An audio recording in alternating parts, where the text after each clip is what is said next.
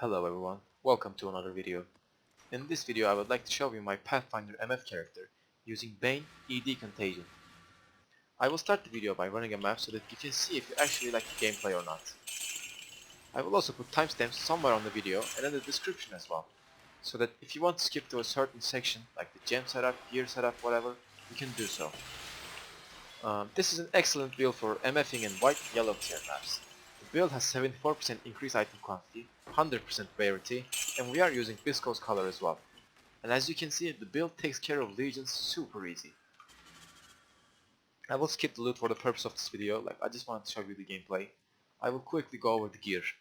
The bread and butter of this build is Divination Distillate.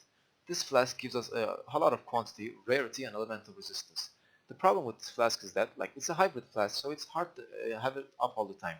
Since once your life or mana is full, the effects of the flask will cancel. We are able to have 100% uptime on this flask by using Soul Catcher. Soul Catcher makes it so that you cannot gain mana during Soul Catcher's effect. These two flasks coupled will give you 100% uptime on your Divination Distillate as long as the Soul Catcher is active and you have spent a little bit of mana. Well, you might wonder how are you going to cast spells if you cannot gain mana, and that's where Laviange's Spirit come in. This flask makes it so that our skills have no mana cost. So basically, when you have all your flasks up, you can basically spam as much as you'd like and you will have 100% uptime on your Divination Distillate. Since we are playing Pathfinder, we have just incredible amounts of flask effect duration and flask charges gained that, you can see the duration. It's it's incredibly easy to sustain these flasks. That's basically the bread and butter of this build. I will talk about some of the things that make the build feel smooth. The Pariah Unset rings are just excellent for MFing. They give 15% quant, and the 10% cast speed makes it so that your ED Contagion feels pretty smooth. We are using Selima's Touch, Pathfinder's Blaze and Viscose Color for the quantity. Pathfinder's Blaze also gives us Flask Effect duration, which is super nice. We are using Devoto's Devotion and 7 League Step purely for movement speed. We are using Cane of the Unraveling because it's a super cheap step that you can get, and it's really nice for this build. And we are also using Karkstag for all the area juice. If you can afford some of the things like Pariah and Devoto, 7 League Steps maybe, there is a budget version of this build that you can run. The budget version has a little bit less quant, but it honestly feels just about the same and it can be done with 1x investment. So how you would go about doing that is by just buying any unset ring, preferably with cast speed so that the build still feels smooth. These were just 1C rings. I will show you a gameplay at the end of the video with these items as well. These were just 1C rings.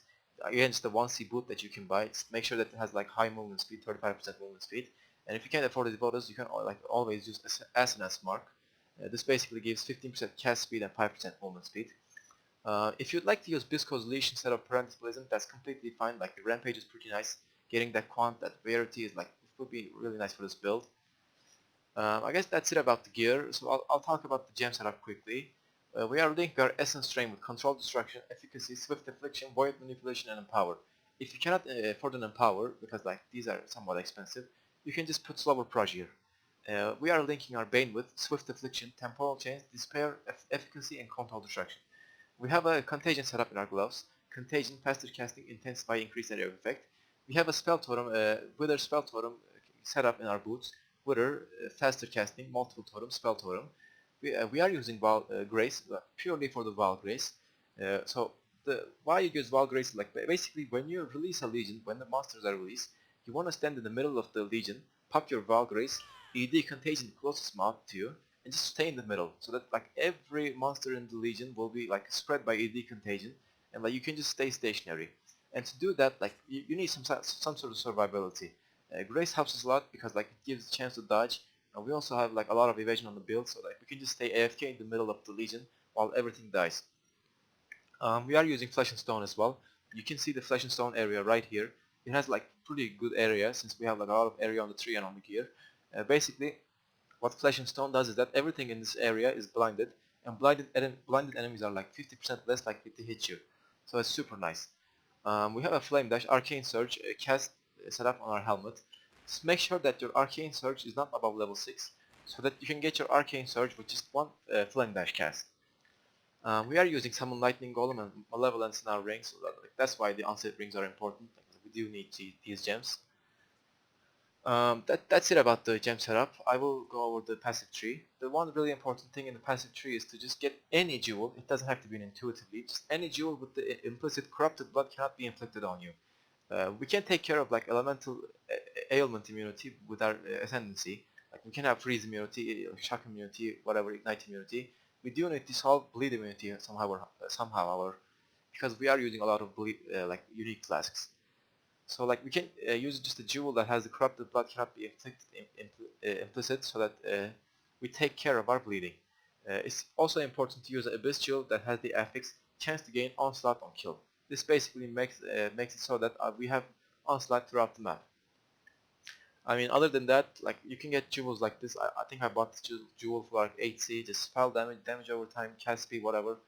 This like same thing over here. I will let you take a look at the tree and like just copy it. It's just that like we are getting acrobatics as well, some evasion. Druidic right is super nice. Like all the area in this tree, like some chaos damage, damage over time, whatever. I will let you take a look. I guess like this isn't super important, but you can use Soul of the Brine King. I'll talk about the Pantheons as well. And you can also get like a Soul of Shikari for poison immunity. I think some of the monsters in like the Mareket legions have like poison or something. I'm not sure. This might be helpful. Also, since we have like such a so low life pool, like even though we have a lot of evasion and dodge, like you might get hit once in a while and like feel that you are dying to stuns. So it might be like worth to invest some time on getting this enchant on your boots. This enchant coupled with Heart of Oak basically makes it so that you are immune to stuns as long as you killed recently, which will like make the build way smoother. You will never get stunned. Like you can just keep moving. The build has like 250% movement speed once I have my onslaught and my all the flasks up. Let me just show you. Like you can just cap your resistance. 290 movement speed and the hideout without onslaught. So it's like super fast build. Um, so I guess like that's it about the build. If you have any questions or like suggestions about the build, leave it in the comment section below. I have been making like quite a lot of POV content lately, so let me know what you think about my videos. Like let me know what you think about the presentation, whatever. I would really appreciate some feedback.